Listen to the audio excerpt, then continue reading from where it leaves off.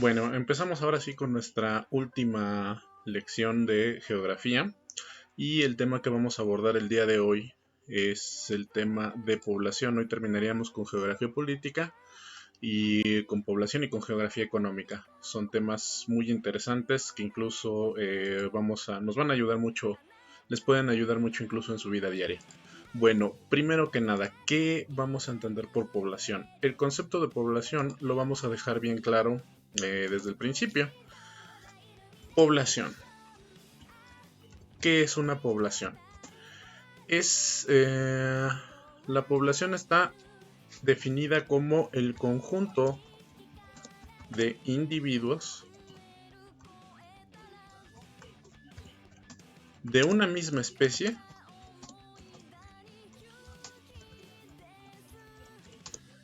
que ocupa un espacio geográfico determinado.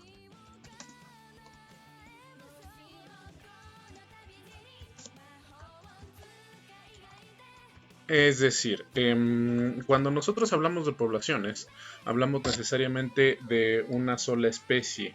Una población solamente puede constar, cuando hablamos de poblaciones, únicamente podemos hablar de un solo grupo, de un grupo de individuos de una misma especie, de una misma categoría, ¿no? Es decir, cuando hablamos de la población de una casa, necesariamente nos vamos a referir al conjunto o al grupo de seres humanos que hay en esa casa. Aunque muchos consideramos a nuestros perritos, a nuestras mascotas, parte de nuestra familia, lo cierto es que ellos no conformarían, no serían parte de la población de nuestra casa. ¿Por qué? Porque ya pertenecen a otra especie. Entonces, eso automáticamente los descalifica para ser parte de la población. Ahora, en términos de población, nosotros necesitamos hacer ciertas categorizaciones.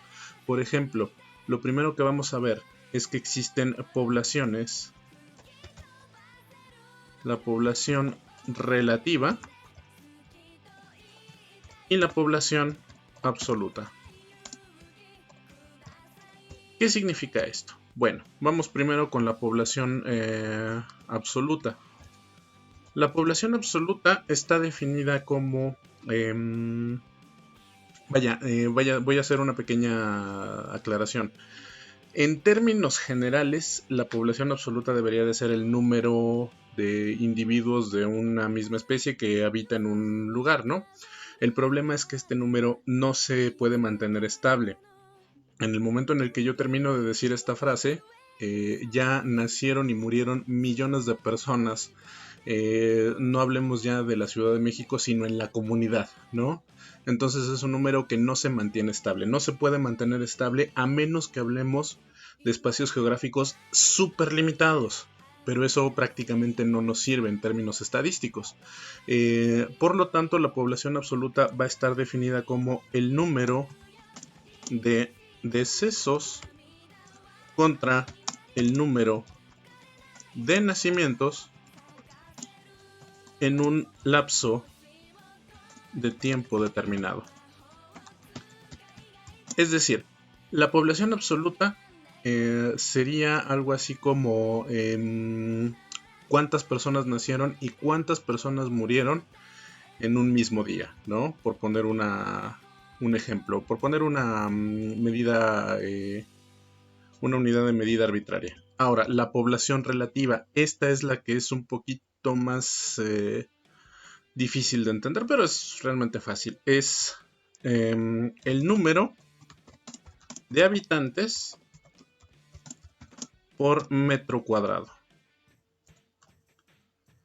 Es decir, la población relativa, la misma palabra relativa nos lo dice, nos habla de cuánta gente hay en relación a un determinado espacio. Esta población relativa también, bueno, la podemos determinar en función al espacio disponible para una determinada especie. Bien, ahora, hay otras categorías que tenemos que tomar en cuenta para las poblaciones. Y estas categorías son las siguientes. Perdón, la población relativa también es conocida como densidad poblacional. Recordemos nuestras clases de física, nuestros conceptos básicos de física. Recordarán ustedes que en física la densidad está definida como la cantidad de moléculas que hay en un determinado espacio. Bueno, pues la población relativa es exactamente lo mismo.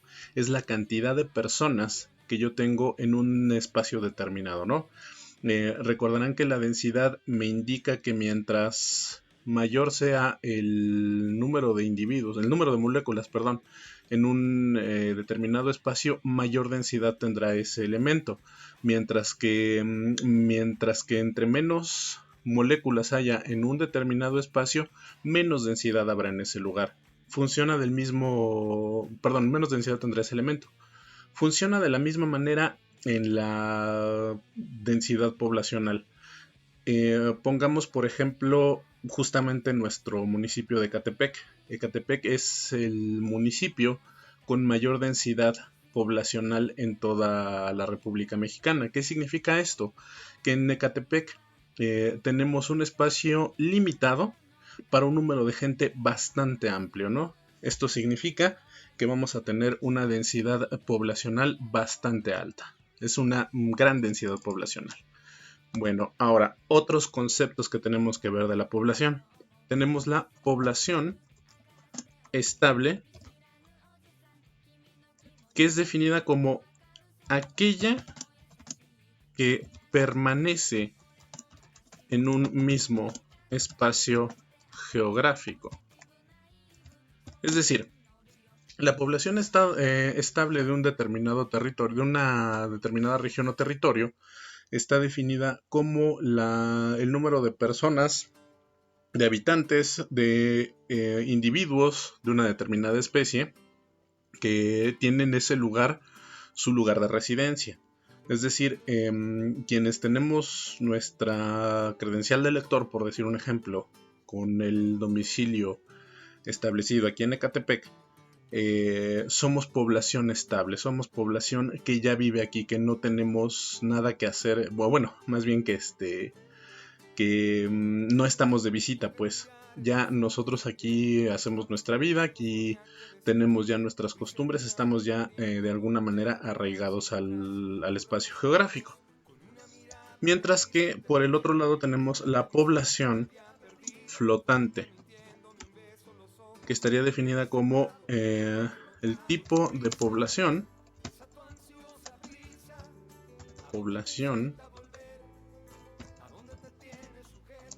que solo está de paso. Bueno, lógicamente el primer ejemplo que me viene a la cabeza aquí es justamente la gente que viene de turista, la gente que nada más está de visita en un determinado espacio geográfico, vienen únicamente a pasar unos cuantos días, unos cuantos meses incluso, pero esa población no vive aquí, no tiene su lugar de residencia aquí, por lo tanto se le considera población flotante. Ahora,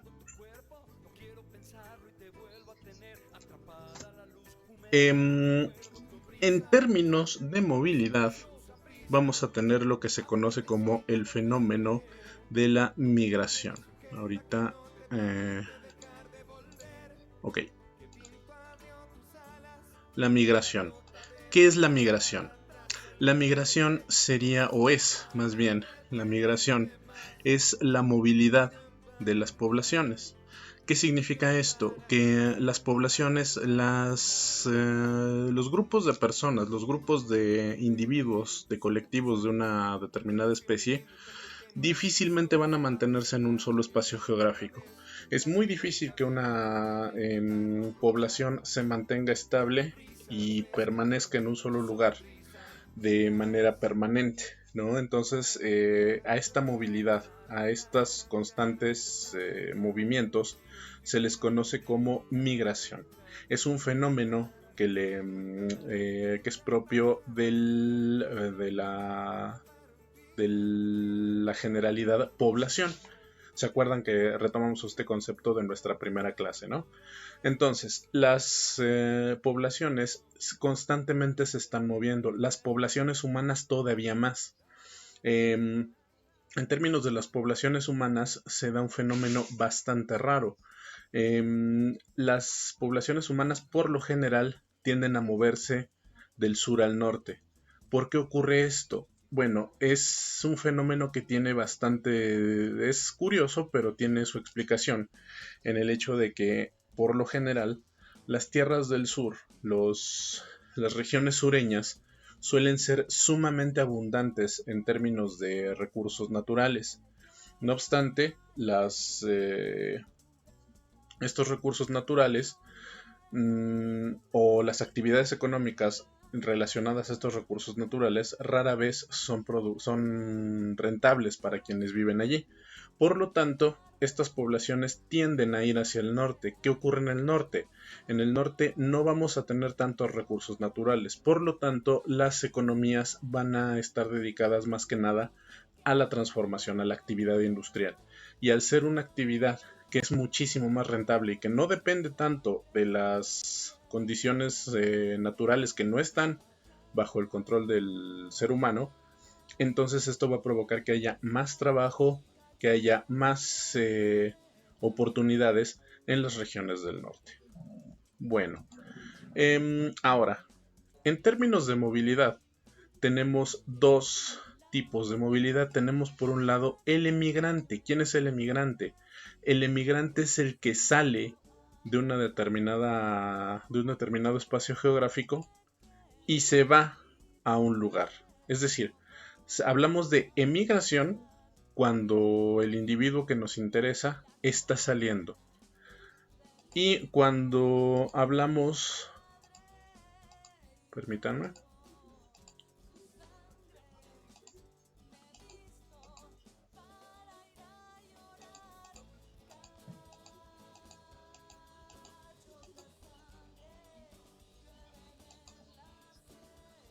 Cuando las poblaciones entran a un territorio o a un espacio geográfico que les es ajeno, entonces este movimiento recibe el nombre de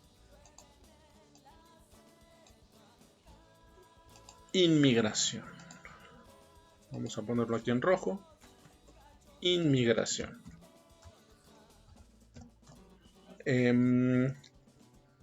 Ahora, en esencia, todo migrante, es decir, todo individuo que se mueve, es al mismo tiempo, dependiendo de la perspectiva, es al mismo tiempo migrante y inmigrante y emigrante.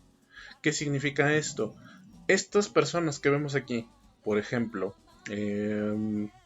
esto es el Río Bravo. Entonces vamos a suponer que estas personas están llegando de México y Centroamérica a los Estados Unidos. Es decir, en relación a México y Centroamérica, estas personas son emigrantes. ¿Por qué? Porque están saliendo de su lugar de origen. Para los estadounidenses, para la gente que vive aquí arriba en este otro territorio, estas personas serían inmigrantes, ¿no? Entonces esa sería la diferencia entre uno y otro. Bien, habrán escuchado que hablé de actividades económicas primarias y secundarias. Bueno, aquí es donde vamos a empezar con la parte de geografía económica como tal. En términos económicos, vamos a tener distintas actividades, es decir, la economía se va a dividir en función del tipo de actividad que se lleva a cabo. Por lo tanto, vamos a hablar siempre en términos económicos, vamos a hablar de actividades económicas primarias. ¿Cuáles son estas? Las actividades económicas primarias son aquellas que se dedican a la extracción de recursos naturales. ¿Qué significa esto de la extracción de recursos naturales? Bueno, esto significa que las actividades económicas primarias son aquellas en las cuales yo, como ser humano, extraigo algún tipo de material, extraigo algún recurso natural y lo utilizo eventualmente, más que utilizarlo, más bien lo envío a algún lugar para que se lleve a cabo las actividades económicas secundarias.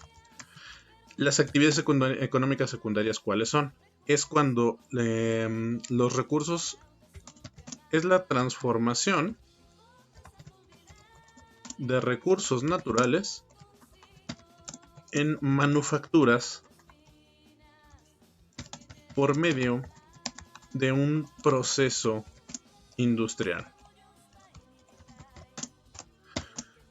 Es decir, yo tengo, por poner un ejemplo, tengo una naranja.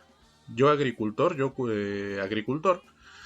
planto la naranja y la cosecho. Y eventualmente, ahora que tengo mi cosecha, la pongo a la venta y se la vendo a una gran empresa, ¿no? ¿Qué es lo que hace esta gran empresa? Esta gran empresa lo que hace es tomar mi cosecha y utilizarla para fabricar a partir de lo que yo extraje de la naturaleza vía mi actividad económica primaria, como es la agricultura. Estas naranjas las convierte en jugo, las convierte en, no sé, a lo mejor en alimento para ganado, en fin, todo esto mediante un proceso industrial. Es decir, no se va a hacer esto a mano, sino que por medio de un proceso de manufacturas, por medio de un proceso en el cual intervienen máquinas, interviene un trabajo en serie, todas estas naranjas se van a convertir en un producto, ¿no? En un producto que se pondrá eventualmente a la venta. Y por último tenemos las actividades económicas terciarias. Y estas son venta de productos y servicios. ¿Qué significa esto? Bueno, aquí termina la cadena productiva. Este es el final de la cadena productiva. Cuando yo ya tuve mis naranjas, ya las cultivé, ya se las vendí a una gran empresa. Esta empresa ya las transformó. Ahora esta empresa lo que va a hacer es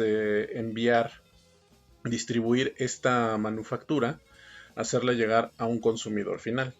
Y el hecho de que llegue a este consumidor final sería ya la actividad económica terciaria. Luego entonces las actividades económicas terciarias serían las tiendas que ya venden al mayoreo o al menudeo todas el producto de todos estos procesos industriales y de actividades económicas primarias y secundarias. Bueno, ahora en términos de clasificaciones económicas, vamos a tener que los países del mundo se van a dividir en 3 grandes grupos. Vamos a tener los países de primer mundo o desarrollados, o países desarrollados,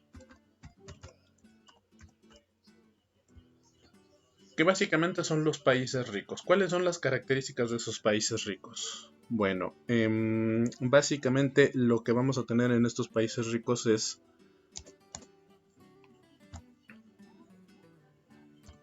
Producto Interno Bruto alto. Ya veremos más adelante qué es esto. Ingreso per cápita alto.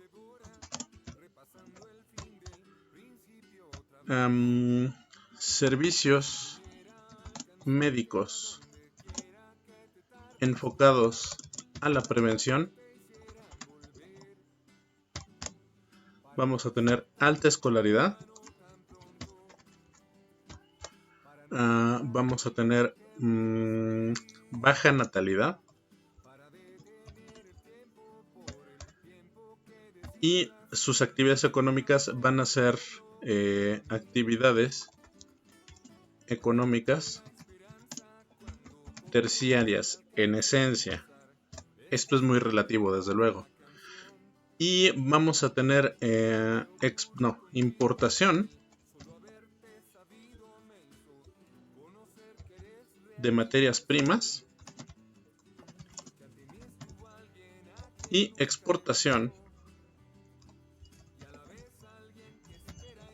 de manufacturas.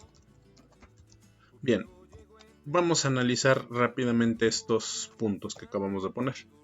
El Producto Interno Bruto, el PIB, es un índice que nos muestra más a grandes rasgos cuáles son cuál es el nivel de vida, cuál es el nivel de productividad que tiene un determinado país, ¿no? En los países del primer mundo, este PIB va a ser bastante alto, es decir, son países bastante productivos. El ingreso per cápita es el promedio de ingresos por persona, es decir, el salario, qué tan altos son los salarios de las personas, ¿no? Los servicios médicos, si bien en estos países de primer mundo vamos a tener servicios médicos bien estructurados, dichos servicios médicos van más enfocados a la prevención, no están tan enfocados en curar, sino en prevenir. Alta escolaridad, esto significa desde luego que la gente va a ser, en términos generales, va a tener una buena educación. Vamos a tener gente con un muy buen nivel escolar en términos generales, y prácticamente no hay analfabetismo. Baja natalidad. Esto significa que vamos a tener pocos nacimientos. Es un gran problema en el primer mundo porque en el primer mundo la población es esencialmente vieja.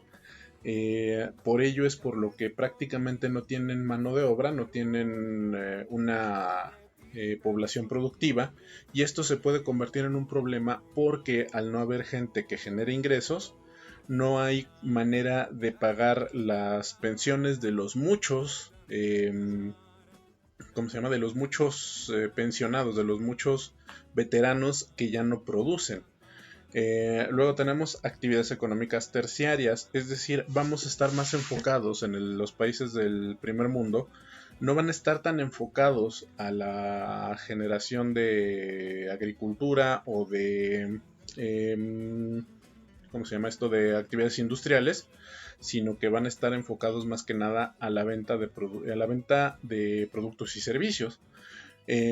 Precisamente por esto van a estar más enfocados en la importación de materias primas, lo que les decía hace rato del norte contra el sur, porque las materias primas ellos ya las compran, ellos no las producen, sino que las transforman. Y por último, la exportación de manufacturas. ¿Qué significa esto? Que ellos al mundo le van a vender el producto de esta transformación de materias primas, ¿no? Entonces, esas serían básicamente las características de los países de primer mundo. Ahora, tendríamos en el segundo rubro, tenemos a los países en vías de desarrollo.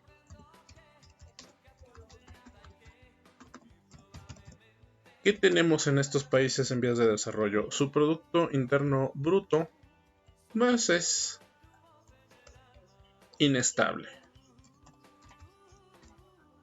¿Qué significa esto? Que su Producto Interno Bruto va a ser muy variable. A diferencia de los países desarrollados, los países en vías de desarrollo van a vivir un constante sube y baja, ¿no? Van a depender mucho de las condiciones naturales, van a depender mucho incluso de cómo esté la economía en otros países, que esto nos lleva a otro punto. Vamos a tener aquí economías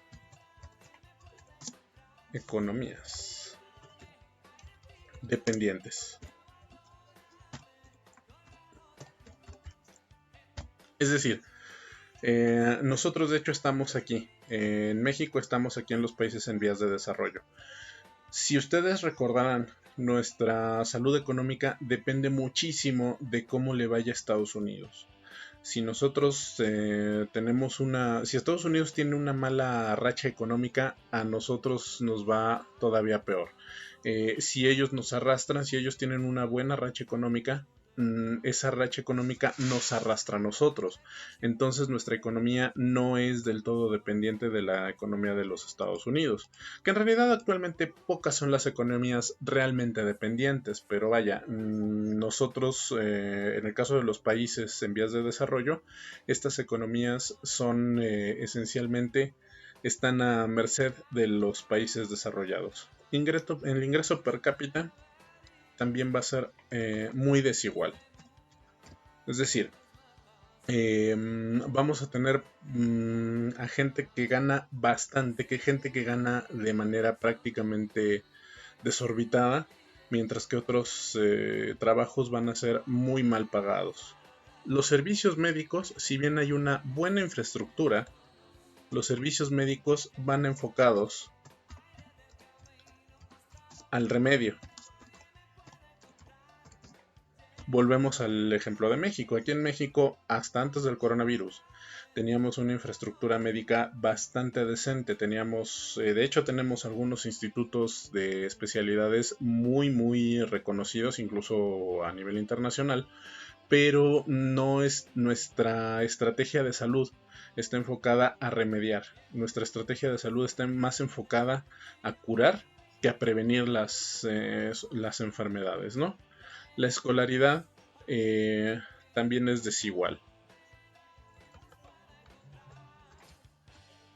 En México tenemos, al igual que en el tema de salud, en términos de educación, tenemos también una desigualdad muy disparada.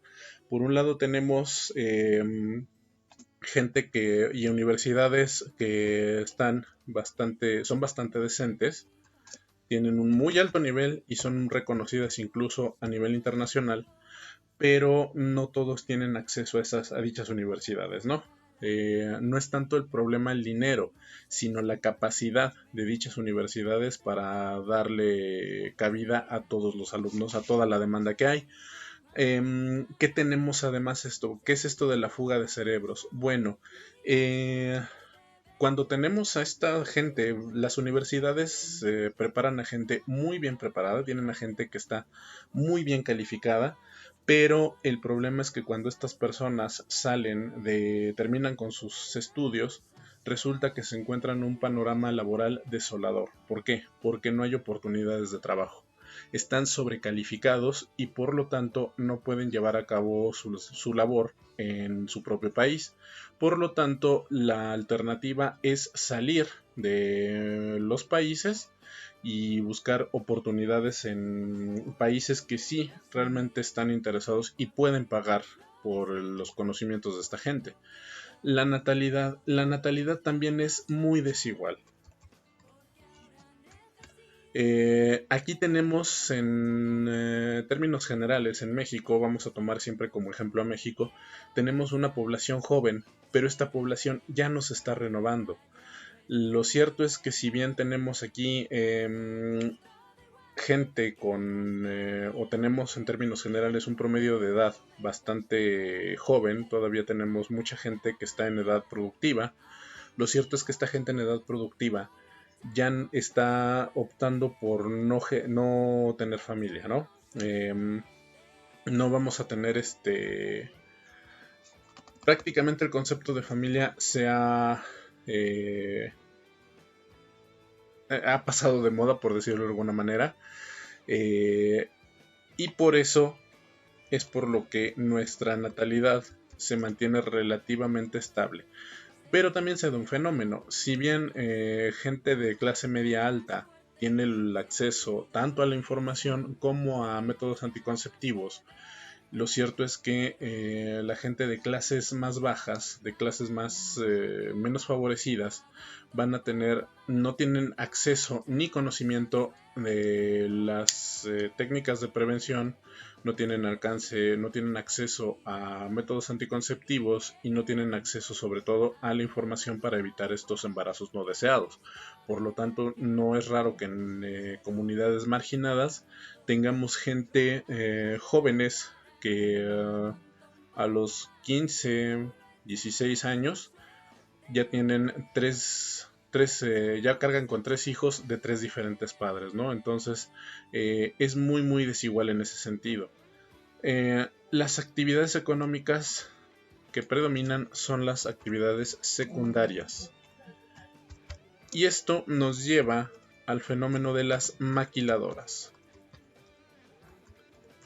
¿Qué son las maquiladoras? Bueno, China, por ejemplo, vamos a poner el ejemplo de China y lo vamos a comparar con México. China durante mucho tiempo, y todavía hasta en cierta medida, fue considerada la fábrica del mundo. Prácticamente todas las empresas estadounidenses, europeas, japonesas, coreanas, etcétera, mandaban a hacer sus manufacturas a China. ¿Por qué? Porque China tenía un montón de chinos, tiene mucha gente, tiene una población bastante amplia y todos ellos necesitaban trabajo. Por lo tanto, la mano de obra china es bastante barata, o era bastante barata. A una empresa estadounidense, por poner un ejemplo, le convenía más mandar a fabricar los componentes de sus automóviles, por decir algo, a China y de allí distribuirlos en Asia. Eh, Sin embargo, China hizo algo bastante inteligente. China lo que hizo fue tomar toda esta tecnología, fijarse cómo se hace cómo se llevaban a cabo, cómo se elaboraban estos productos y empezó a imitarlos. Empezó a imitar tanto los procesos como la tecnología. Y de allí salieron marcas tan reconocidas como Huawei o Xiaomi. Em, Ustedes recordarán que todavía hace unos 7, 8 años una persona que decía que tenía un Huawei tenía la etiqueta prácticamente de una persona pobre. Y actualmente Huawei está a la par de iPhone, si no mal recuerdo, ya se están distribuyendo el mercado de celulares entre ellos y Samsung y Xiaomi, ¿no? Entonces, China supo capitalizar muy bien la llegada de tecnología o la manufactura, el hecho de ser la gran fábrica del mundo. China lo supo aprovechar muy bien. En México no se ha dado eso, curiosamente. En México se instalaron muchas maquiladoras, sobre todo en el norte de la República, y dichas maquiladoras, pues es la fecha que se dedican únicamente a fabricar los componentes de las empresas estadounidenses, pero no se han decidido todavía, no nos hemos decidido como sociedad a copiar esa tecnología y utilizarla para nosotros, ¿no? Ahora, en términos de importación y exportación, vamos a los países en vías de desarrollo, vamos a hacer sobre todo, justo lo que les decía, la exportación de manufacturas, pero también nos vamos a complementar con importación de ciertas materias primas. México, por poner un ejemplo, es el productor número 1 de plata y también somos el principal vendedor de aguacate para Estados Unidos, ¿no? Entonces, por eso nuestra economía depende muchísimo de cómo se consuma y de cómo se produzca en Estados Unidos. Porque si Estados Unidos baja su demanda de aguacate, por poner un ejemplo, la economía, sobre todo la economía la economía de actividades económicas primarias en México sufriría, ¿no? Entonces, esta también es una parte muy importante de los países en vías de desarrollo. Y para terminar con los países en vías de desarrollo, estos países en vías de desarrollo invierten en infraestructura. ¿Qué es esto? La infraestructura de un país es justamente todo lo que se requiere, toda todas las herramientas, todos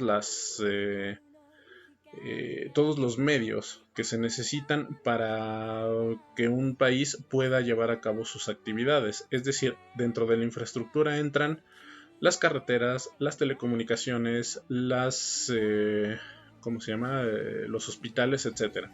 Entonces, los países en vías de desarrollo tendemos a invertir muchísimo en toda esta infraestructura. Bien. Finalmente tenemos a los países de tercer mundo, que básicamente es una manera amable de hablar de los países pobres. ¿Qué tenemos en el tercer mundo? En el tercer mundo su PIB es bajo.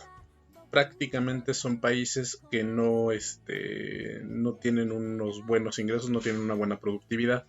su economía desde luego que también es dependiente. No tienen una forma de generar riqueza, no tienen una forma de generar empleos, por lo tanto sus economías dependen de las economías grandes. El ingreso per cápita en términos generales es bajo. No hay estas fuentes de empleo, no desarrollan tecnología propia. Si en los países en vías de desarrollo de repente puede generarse algún tipo de tecnología, en los países del tercer mundo no se genera en absoluto. Los servicios médicos son prácticamente inexistentes. Servicios médicos prácticamente inexistentes.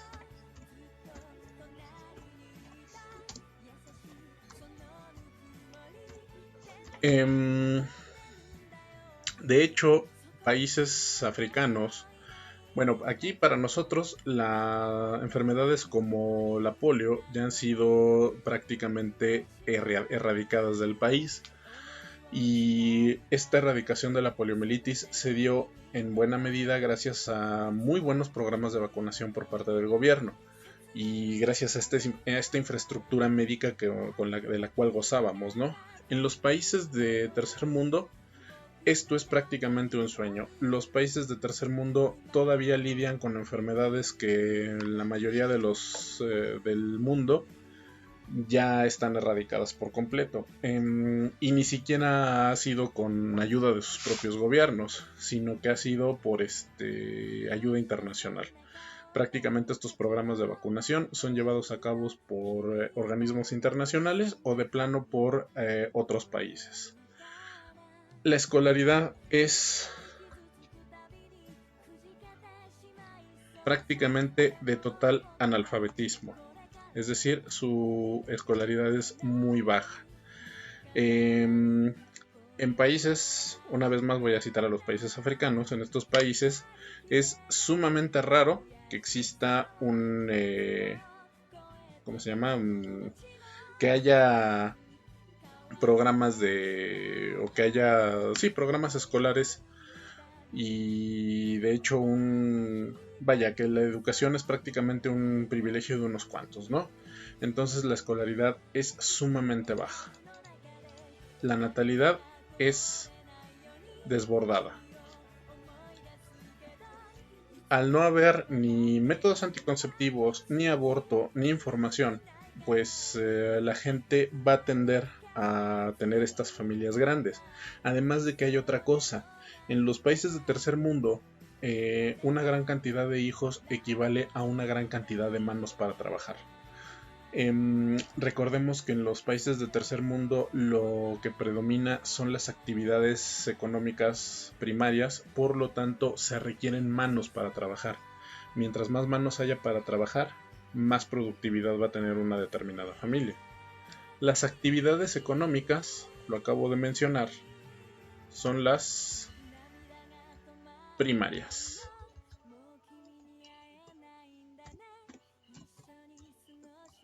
Es decir, solamente vamos a tener actividades como la agricultura, la pesca, la minería. Y aún estas se van a llevar a cabo por medio de técnicas sumamente rudimentarias, prácticamente prehistóricas o medievales en el mejor de los casos. La exportación, lo que más van a exportar son materias primas, lo acabo de mencionar. No hay prácticamente tecnología, y lo que se va a importar es justamente las manufacturas. Ellos prácticamente no transforman. En términos generales, no generan su propia tecnología, no generan sus propias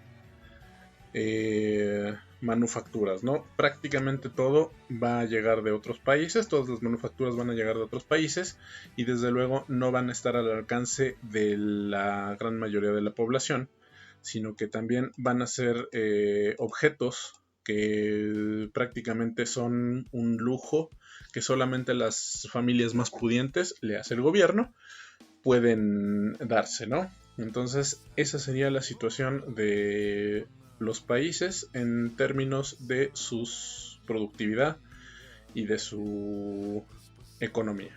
Bien, justamente aquí está la explicación de este concepto que les decía del Producto Interno Bruto. El Producto Interno Bruto, ya lo decía yo, es prácticamente todo lo que produce un país. Y aquí tenemos un esquema muy sencillo de cómo funciona el Producto Interno Bruto. El Producto Interno Bruto consta de un periodo, es decir, siempre se van a estar midiendo determinados lapsos de tiempo para poder tener una referencia. Casi siempre se mide en trimestres, en semestres y obviamente en anualidades. Nos va a dar una referencia muy aproximada de cómo está la economía de un determinado país. Comportamiento económico. ¿Qué significa esto? Aquí lo que nos interesa es cómo está consumiendo un país y cómo está produciendo un país. Es decir, el consumo y la producción siempre van a ir de la mano. Básicamente eso es la economía. La comparativa entre lo que se consume contra lo que se produce. Mientras más consumamos, mejor va a ser para la economía. ¿Por qué? Porque si consumimos mucho, entonces vamos a necesitar más bienes, vamos a necesitar más productividad. Y al necesitar esta productividad, se van a generar más empleos, ¿no? Luego tenemos la comparación. ¿Qué es esto de la comparación? Bueno, en la comparación, nosotros vamos a tener siempre puntos de referencia, ¿no? Por ejemplo, el Producto Interno Bruto se puede comparar contra los periodos pasados o bien contra lo que producen o el Producto Interno Bruto de otros países, ¿no? Entonces esto nos va a servir de referencia para saber si un país está creciendo, decreciendo o si se está manteniendo estancado. Luego vamos a tener la medición. Desde luego esto implica que tener la información más fidedigna y certera de cómo se está comportando una determinada economía y en el caso necesario pues tomar las medidas pertinentes. El valor. El valor es desde luego se refiere a qué tanto, cómo se va a comportar la economía, cómo van a estar los precios en función a la demanda, en función a las necesidades. En la bolsa de valores, por poner un ejemplo, la bolsa de valores se basa justamente en la productividad y en la necesidad. Si hay de repente una escasez de, no sé, papaya, entonces el precio de la papaya va a subir. ¿Por qué? Porque hay poco. Y al haber poco, se tiene que solventar la necesidad de quienes la requieran, ¿no? Por lo tanto, el valor va a ir en función a la productividad, a qué tanto haya de un determinado bien o servicio. Bienes finales. Estos son, desde luego, las manufacturas que se crean en un determinado periodo y los servicios, pues desde luego que son todos estos servicios, todas estas servicios, porque no se le puede llamar de otra manera, todas estas ofertas que se dan a partir de todo este complejo entramado económico que tenemos aquí. Todo esto conjugado me va a dar el Producto Interno Bruto. Generalmente se mide el crecimiento, insisto, o el decrecimiento. Digamos que un crecimiento promedio estaría alrededor de los 3-4 puntos porcentuales de crecimiento anual. Ese sería un crecimiento promedio. Un crecimiento bajo sería del 2 al 1%, ¿no? Sería un crecimiento pues muy malo, pero a fin de cuentas un crecimiento. Un crecimiento extraordinario, un crecimiento muy bueno, sería del 6 al 7, incluso el 8%. Algunos países han llegado al 8% y eso significa que su economía está creciendo de manera saludable. Y cuando tenemos del 0%, crecimiento del 0% o incluso de crecimiento, cuando hay un crecimiento negativo, que es el caso de México en los últimos años, entonces hablamos de que la economía está en recesión. ¿Qué significa esto? Que la economía se está contrayendo. No hay dinero, no hay productos, no hay consumo. Entonces esto implica que la economía está en muy malas condiciones y que, se necesitan llevar a cabo políticas públicas para generar una economía más saludable. Bien.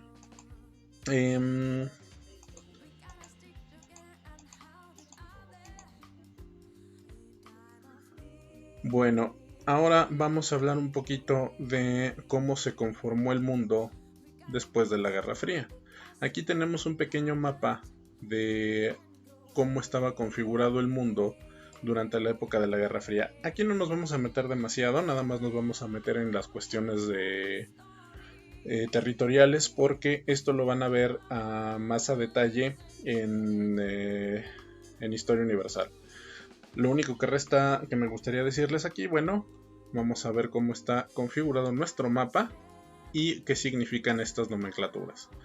Bien, en el bloque capitalista, bueno, un rapidísimo esbozo de qué es capitalismo y qué es socialismo. En el capitalismo tenemos las economías de libre mercado. ¿Qué significa esto? Significa que en el capitalismo se va a buscar que la gente tenga libertad económica, que el Estado, el gobierno,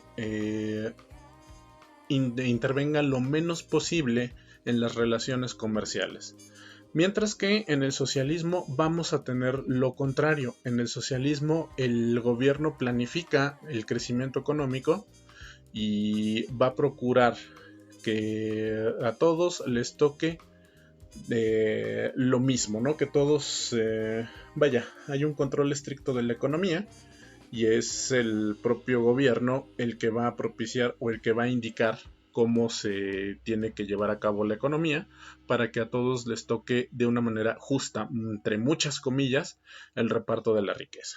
Bueno, en el bloque capitalista, que son estos países que tenemos aquí como en gris, tenemos a los países de la OTAN.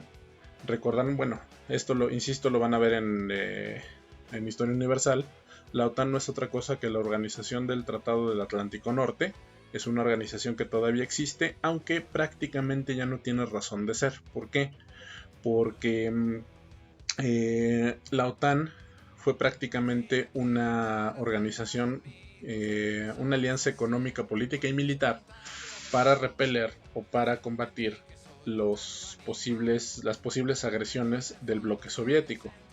Luego tenemos en azul, en este azul clarito, tenemos otros aliados de Estados Unidos, que es una forma amable de decir colonias de los Estados o países sometidos a los Estados Unidos. Es decir, aquí estos países estaban de alguna manera influenciados o presionados bajo las órdenes de los Estados Unidos, ¿no?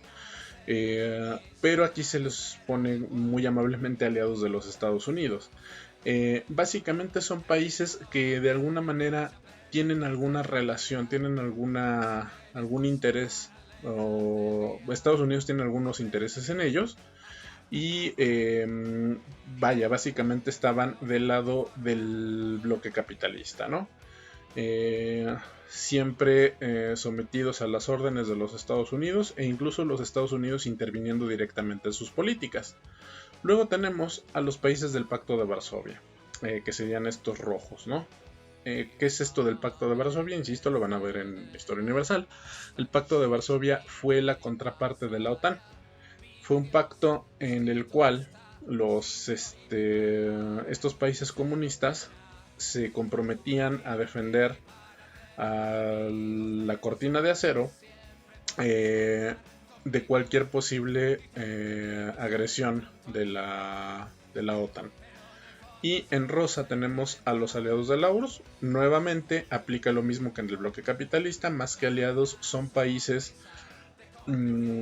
colonizados o más que colonizados, sometidos a la Unión Soviética.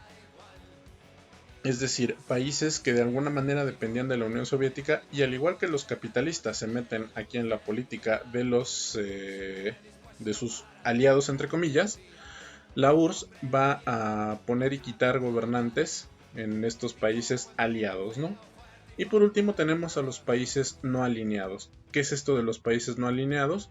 Pues países que no se quieren meter, de hecho no pretenden, no tienen ningún interés particular, ni ellos en entrar en la Guerra Fría, ni los contendientes de la Guerra Fría, la URSS, la Unión Soviética y los Estados Unidos, en meterse aquí. Son países que realmente pues no pintan en realidad, ¿no? Aunque eventualmente se van a convertir en un dolor de cabeza para ambos. Bueno, esto fue, fue la configuración del mundo hasta principios de la década del 90 del siglo XX, ¿no? Porque en el siglo XX pasaron cosas que desbarataron prácticamente el mapa mundial. Y lo más dramático que ocurrió fue justamente esta separación de la Unión Soviética. Aquí tenemos el mapa de los países que formaron la Unión Soviética y que actualmente son repúblicas independientes. Ojo, aquí les voy a dar prácticamente una de las respuestas del examen. En los últimos exámenes, la opción que contiene a Georgia es la opción correcta. Es decir,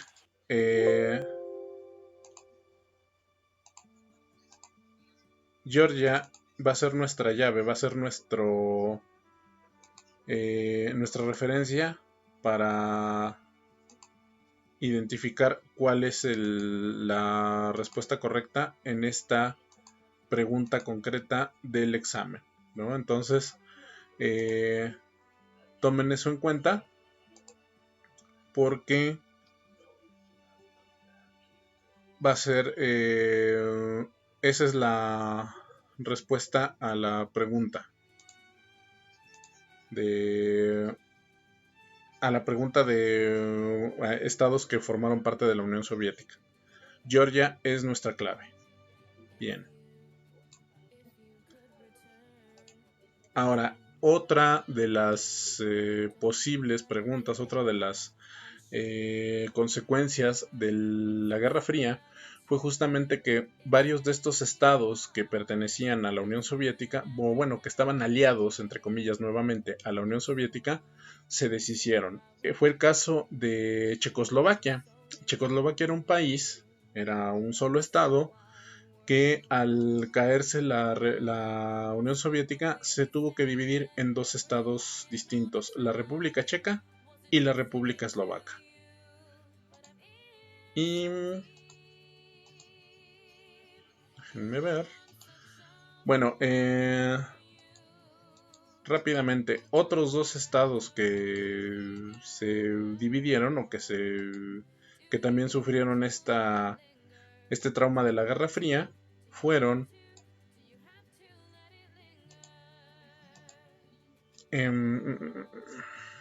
fue Yugoslavia. Yugoslavia se descompuso o se dividió también en dos repúblicas. Se dividió en República Serbia y en Croacia. Se dividió en más. De hecho, varios estados más salieron de Yugoslavia, pero realmente los que les preguntan son la República Serbia y Croacia. Posiblemente si les llegaran a preguntar más acerca de Yugoslavia, otra de las respuestas otro de los estados que se cindieron de Yugoslavia fue Montenegro. Y el más grande trauma de la Unión Soviética, o uno de los más grandes, fue justamente la unión de las dos Alemanias. Recordarán ustedes que después de la Segunda Guerra Mundial, Alemania fue dividida en dos países. Alemania se dividió en la República Federal Alemana, que pertenecía al bloque capitalista, y la República Democrática Alemana, que pertenecía a la cortina de hierro o a la Unión Soviética. Estas dos Alemanias fueron divididas físicamente por el infame muro de Berlín.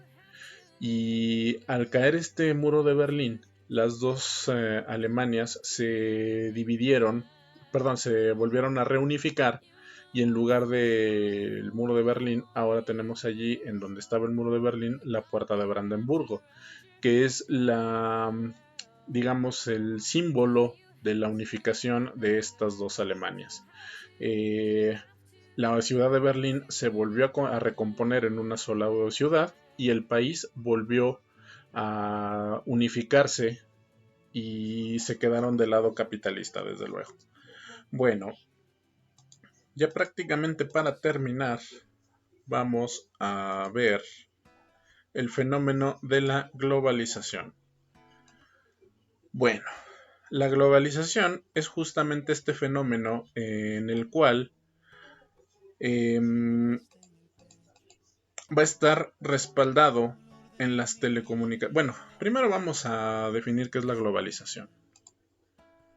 Y la globalización estaría definida de la siguiente manera.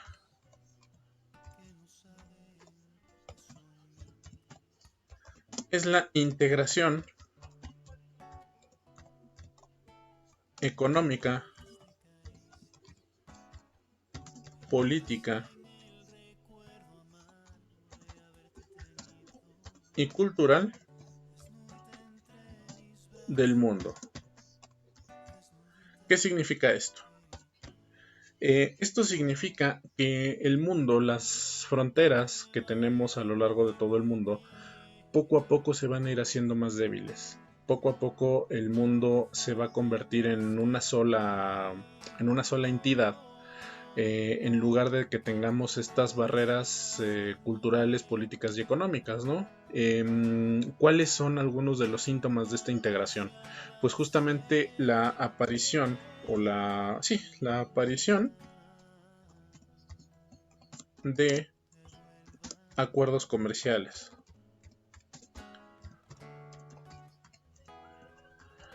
Dentro de estos acuerdos comerciales, uno de los más importantes es el famoso TLC, que es el Tratado de Libre Comercio de América del Norte. Bueno, le vamos a poner aquí Telecan, que así se le llamaba en su momento. Actualmente se le conoce como el TEMEC. Ya hubo cambios en el acuerdo, entonces se tuvo que firmar un nuevo tratado y las condiciones cambiaron, ¿no? En algunos casos a favor, en algunos casos no tanto, pero en términos generales es un avance en términos de económicos y comerciales con respecto a los países miembros, que son Estados Unidos, México y Canadá. Este es importante que se lo graben porque seguramente se los van a preguntar. Puede que se los pregunten tanto en Historia de México como en Geografía, y constó básicamente en este acuerdo comercial entre los países del bloque norteamericano, que son, como ya lo dije, Estados Unidos, México y Canadá. Otra de las consecuencias u otro de los síntomas de la globalización fue el establecimiento de la Unión Europea. ¿Qué es esto de la Unión Europea? Bueno, ojo, porque aquí la pregunta que les van a hacer en el examen es engañosa. La Unión Europea tiene como como objetivo o finalidad, es lo mismo, integrar económica,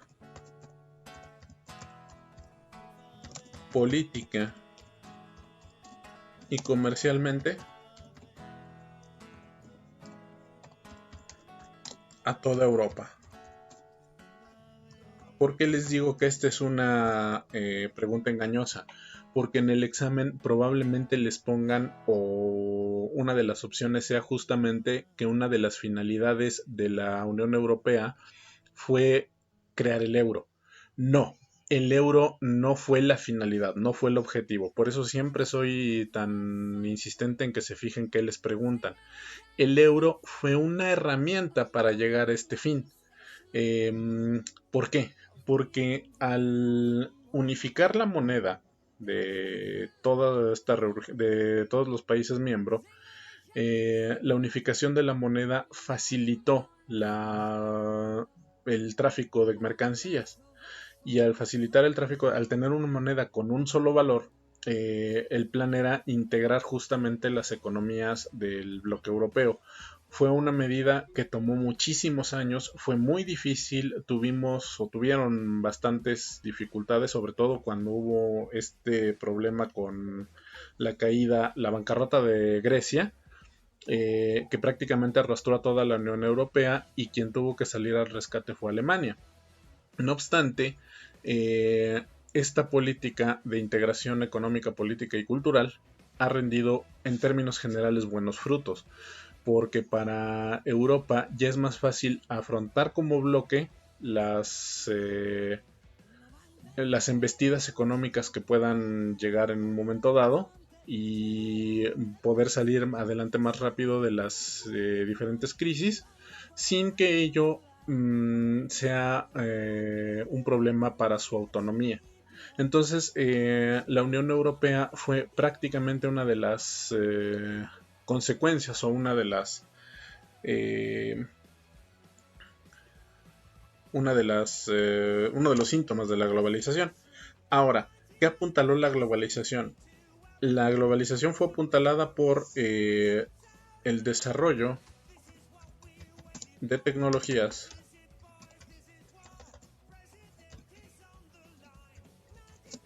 de comunicación. Básicamente el Internet. Bueno, les platico rápidamente. Cuando yo era joven, era muy difícil que a nosotros nos llegaran productos de Asia.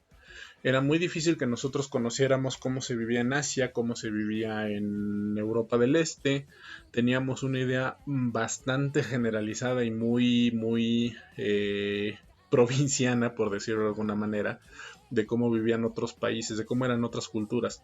Actualmente, para ustedes es más fácil darse cuenta de cómo son realmente otras culturas a lo largo del planeta. Es más, para ustedes va a ser muchísimo más fácil poder colaborar o poder trabajar en el extranjero sin siquiera la necesidad de salir de casa. Esta situación de la pandemia ha puesto en relieve o ha demostrado justamente este punto del desarrollo de las tecnologías de la comunicación. Gracias al desarrollo de Internet, la pandemia no ha sido, bueno, sí ha sido devastadora, pero pudo ser todavía peor. Claro, también el hecho de que las tecnologías de la comunicación se hayan desarrollado tanto ayudó en buena medida a que la pandemia o a que el bicho se expandiera de una manera muy rápida. Actualmente es muy fácil para todos, para todo el mundo, el tener acceso a productos de otros países y desde luego entrar a otros países. Por lo tanto, esto facilitó la transportación o la exportación e importación del bicho, ¿no? Así es que podemos decir que la globalización realmente no es ni buena ni mala, simplemente es un fenómeno que sucede, que tiene, como todos los fenómenos, cosas buenas y cosas malas. Por lo tanto, bien, ya les comenté de las cosas malas que se dieron con el bicho, pero justamente el hecho de que tengamos una economía y una integración una globalización, también facilitó el desarrollo de una vacuna en un tiempo récord. Generalmente las vacunas toman alrededor de 3-4 años por cuestiones de la localización. Vaya, las epidemias suelen ser muy locales por cuestiones de la información. La información no se movía tan rápidamente como actualmente, y desde luego por la urgencia, ¿no? Entonces, tiene su lado bueno y su lado malo. No todo es en blanco y negro, no todo es, ¿cómo se llama? Vaya, no nos podemos quedar con estas ideas maniqueas de que solamente de que la globalización sea buena o sea mala. Simple y sencillamente es un fenómeno que sucede y debemos de aprovechar lo mejor de él, y adaptarnos a lo peor. Ahora, esta globalización, si bien es un fenómeno relativamente reciente, se viene cocinando desde la Segunda Guerra Mundial. Como saben, después de la Segunda Guerra Mundial hubo un intento por crear una organización que le diera fin a todas las guerras, y se creó la llamada Liga de las Naciones, que fue un rotundo fracaso. Perdón, esto fue después de la Primera Guerra Mundial. El fracaso de la Liga de las Naciones fue justamente la aparición de la Segunda Guerra Mundial. Después de la Segunda Guerra Mundial vino un segundo intento, ya con la experiencia que se tenía después de la Primera Guerra Mundial y de la Segunda Guerra Mundial. Entonces se decidió volver a intentar esta Liga de las Naciones, ¿no? Volver a intentar esta organización encargada de procurar resolver los conflictos por medio de la diplomacia en lugar de utilizar las armas. Y el resultado de dicho esfuerzo fue la creación de la ONU. La ONU, desde luego que no es perfecta, es bastante falible, es bastante polémica, pero es lo que hay. Y es preferible tenerla a no tenerla. Ahora, de la ONU se desprenden un montón de organizaciones paralelas. Entre estas organizaciones paralelas tenemos aquí algunas de ellas, las más importantes. La Organización Mundial de la Salud, o la OMS. Como lo saben, porque este ha estado en boca de todos últimamente, esta organización es la encargada de velar por el bien común, por el acceso a la salud para todos los países alrededor del mundo. Desafortunadamente han hecho un muy mal trabajo, un trabajo que deja bastante que desear con la pandemia, pero insisto, es mejor tenerla a no tenerla. Luego tenemos la Organización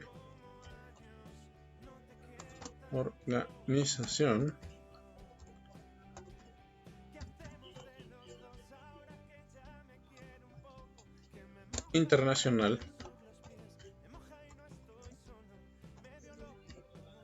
del Trabajo.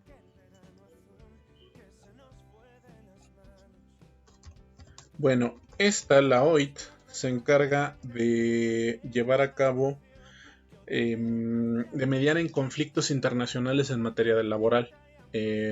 Por ejemplo, si una empresa estadounidense, por poner un ejemplo, está cometiendo abusos con los trabajadores mexicanos, la OIT puede mediar, puede trabajar como mediadora entre la empresa y los trabajadores. No tiene autoridad. En realidad su autoridad es más simbólica que cualquier otra cosa, pero sí sirve como una mediadora entre las partes en conflicto. La OIT no tiene autoridad y por lo tanto no utiliza no hay una ley internacional para ello, pero con el uso de las leyes de los países en conflicto puede llegar a mediar en un conflicto laboral. Luego tenemos a la UNICEF. Este es muy importante. Esta se encarga de ver por el bienestar infantil.